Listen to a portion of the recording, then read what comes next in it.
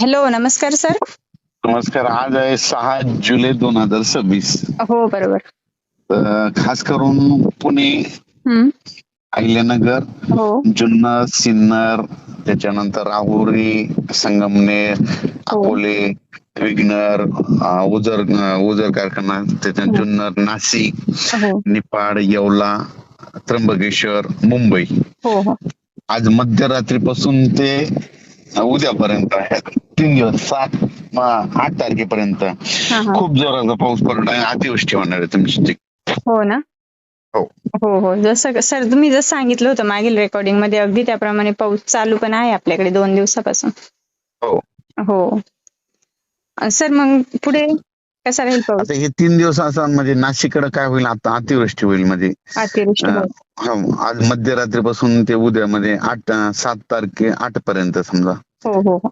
अतिवृष्टी. मुंबईकडे देखील तसंच पाऊस राहणार, नाशिक देखील तसंच राहणार. नाशिक, त्र्यंबकेश्वर, हां. इगतपुरी, इकडं घाटमाता, हं, हं. संगमनेर कडे, इकडं अहिल्यानगर, हां. शिर्डी, श्रीरामपूर, राहाता, वैजापूर, गंगापूर, हो. शनी शिंगणापूर हे पट्टा तसंच राहील, म्हणजे खूप जोराचा राहील पाऊस हो ना?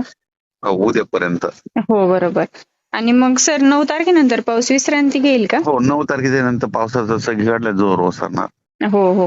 म्हणजे ज्या शेतकऱ्यांच्या पेरण्या राहिल्या त्यांना वापसा हो, मिळेल. 9च्या नंतर पेरणी करायला हवं, 9 तारखेपासून. हो, बरोबर.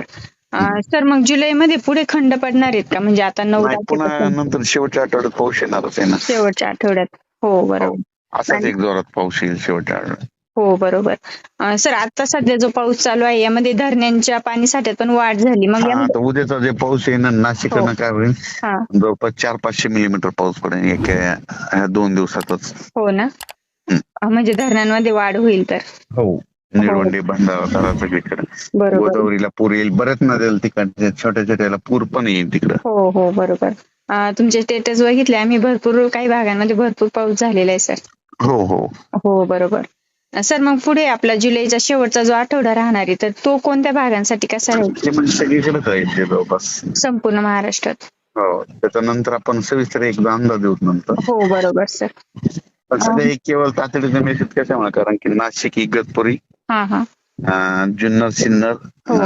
आळेफाटा, नारायणगाव, हं. त्याच्यानंतर बरोबर. ओझर इकडं, पुन्हा अकोले, हं, हं. राहुरी, हां. गंगापूर, श्रीरामपूर, वैजापूर हो. या परिसरात जरा जास्त पाऊस पडणार आहे. हो, बरोबर. त्र्यंबकेश्वर, हं, हं, हं. वणीची म्हणजे देवी तिकडं हो. त्या परिसर. म्हणजे आज आणि उद्या भरपूर हो, जिल्ह्यांना पाऊस आहे तर मध्यरात्री येणार, आज मध्यरात्री हो, आज मध्यरात्री आणि उद्याचा दिवस. 2च्या नंतर. हो, उद्याच्या दिवस हो, बरोबर. म्हणजे जे शेतकरी बांधवांना आता तुम्ही जिल्हे सांगितले त्यांनी सतर्क राहायचंय. सतर्क राहायला पाहिजे 2 दिवस. शेतकरी बांधवांना तुम्ही काय सांगाल आज आणि उद्यासाठी?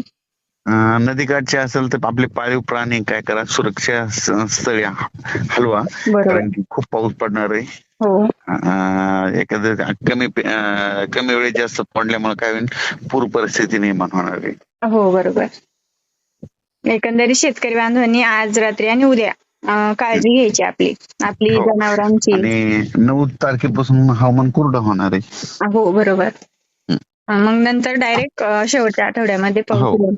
16-17ला येईल, 14, 15-16ला येईल, पण थोडं थोडा येईल ते, म्हणजे एवढा सर्व दूरचा नाही ना. हो, तुरळक बरोबर. पडेल ते, म्हणजे आज पण आणि उद्या. चांगला. हं. हो. बरोबर. ठीक आहे सर. शेतकऱ्यांना तुम्ही जी तातडीचा मेसेज आहे तो आपल्या रेकॉर्डिंगच्या माध्यमातून दिला त्याबद्दल धन्यवाद. ठीक.